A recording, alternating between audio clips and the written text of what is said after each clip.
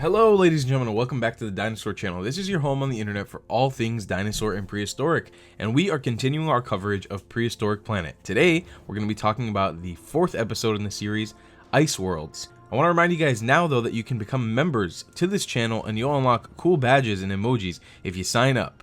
It'll be a huge way to support this channel, and of course, if you can't do that, we just appreciate you subscribing and turning on those notifications so you don't miss a single episode. So let's dive in and start naming off all the dinosaurs that you can see in today's episode. First one is we have an unnamed Dromaeosaur.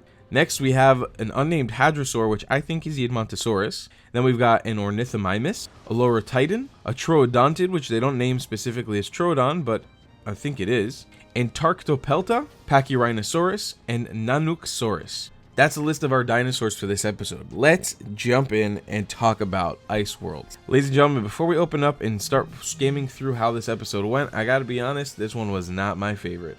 I feel like this episode flopped a little bit. Just for starters, we start off with this unnamed Dromaeosaur. I really don't like that they didn't name the Dromaeosaur because I want to know what dinosaur this is. It's kind of annoying that we have to figure it out by ourselves, and I honestly don't have any idea what it was.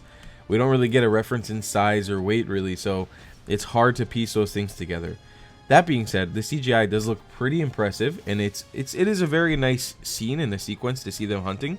But you know, there's not a lot of action sequences in this episode, especially this point where they're coming to attack these hadrosaurs, to come attack the Edmontosaurs, try to eat one of the babies or eat one of the sick adults, and their hunt is a failure. They end up crossing the river, and then at the end of it, they do end up getting a dead body anyway. So it's kind of like a cop-out, and it's like, oh, this wasn't the coolest sequence ever. I mean, I'm happy for the hadrosaurs that they survived, but I feel like all the fun of watching a Dromaeosaur is seeing them attack, especially with that sickle claw, and the fact that we didn't get to see that is a little bit disappointing. But it's okay. Overall, it was an okay sequence.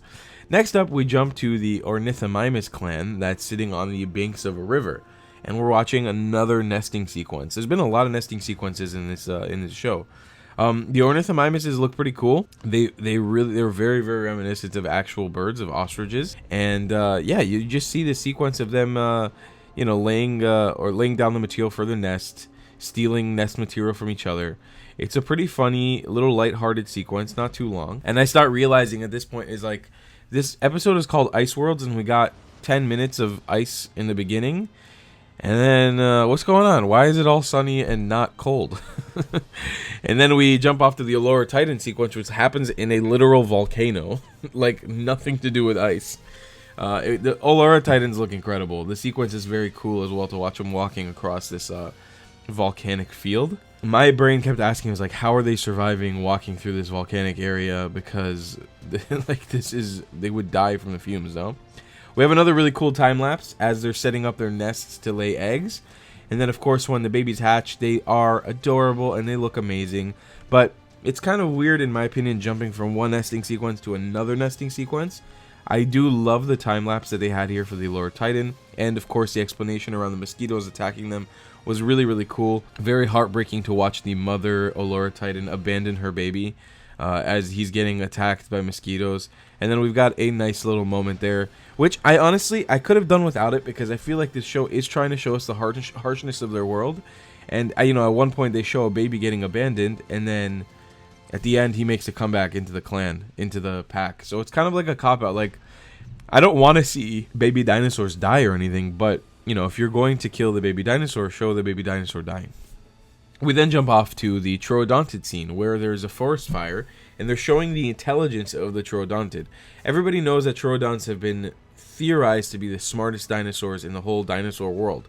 Well, what happens here is a forest fire happens, and instead of running away from the forest fire, the Troodons actually hunt on the border of the fire in the forest. I love the way that the Troodon looks here, but of course, it's kind of hard with the CGI for this to all look realistic. It's a beautiful sequence nonetheless, and I like this concept of it being that intelligent that it would think to hunt on the border of a fire.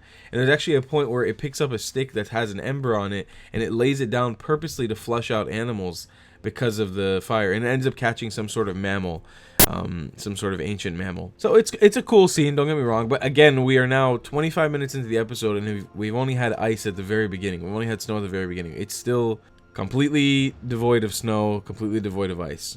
We are now doing a bunch of landscape sequences. We're watching water, we're watching snow, a lot of cool stuff like that, a lot of cool drone footage. And then we jump back into a very lush jungle in the southern hemisphere, and we see a group of tiny Antarctopeltas.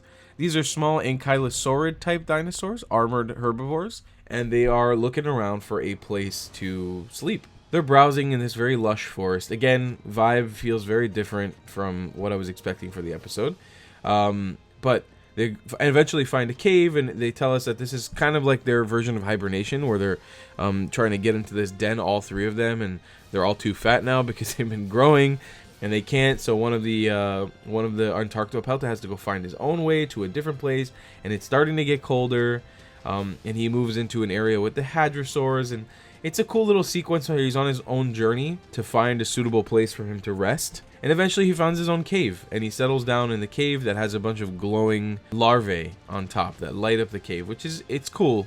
Don't get me wrong, but we're 32 minutes into the episode, and it only starts snowing again now. And on top of that, it's been a relatively calm episode. Like, there hasn't been much action. It's just been kind of relaxed, very. I had a hard time keeping my attention focused on this episode. As cool as it looked, it's just kind of like, oh, okay, we're going from another egg hatching to another egg hatching, and then a little bit of forest, and more forest.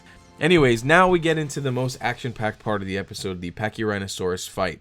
So we're going to the Pachyrhinosaurus area. We're seeing their mating displays. I love their eye slits, the way that they made their eyes, kind of like a goat. Which that was really cool. I haven't seen that, I think, in any sort of ceratopsian before. And of course, the quills on the back of the Pachyrhinosaurus were epic. And then we're introduced to the Tyrannosaurid cousin, the Nunuxsaurus, which is the smaller relative of the T-Rex.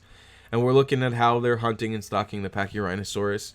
My only quarrel with this is that the hunt was very melodramatic. They have one scene where they're sort of standing off, and then a blizzard happens. They rest, wake up, and then they kill the Pachyrhinosaurus. It's like, again, I'm not looking for them to be doing like acrobatics or anything like that. It was kind of like eh. But you know, they ended up hunting a sick animal from the back of the pack. It was very predictable, the whole fight and the whole ending of this episode. Yeah, and that's it. 40 minutes in, the episode is over. We're talking about the next episode, which is going to be the last episode of Prehistoric Planet, or Forests. I'm very excited for that because we're going to be meeting Oviraptors, Carnotaurus, Triceratops, lots of exciting stuff. So let's talk about the score. I think the score in this episode actually at some points was kind of annoying.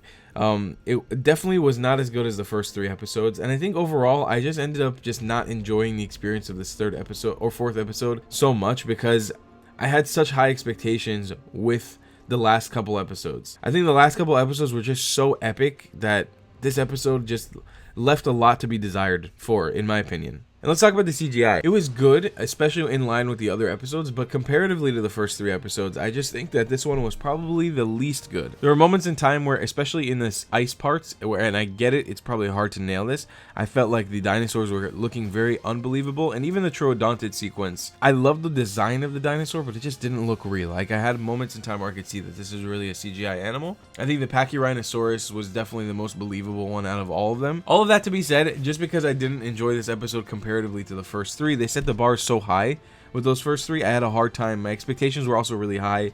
I was expecting to see the Atrociraptor because we saw it in the trailer in the snow, and I guess that's only coming in the next episode.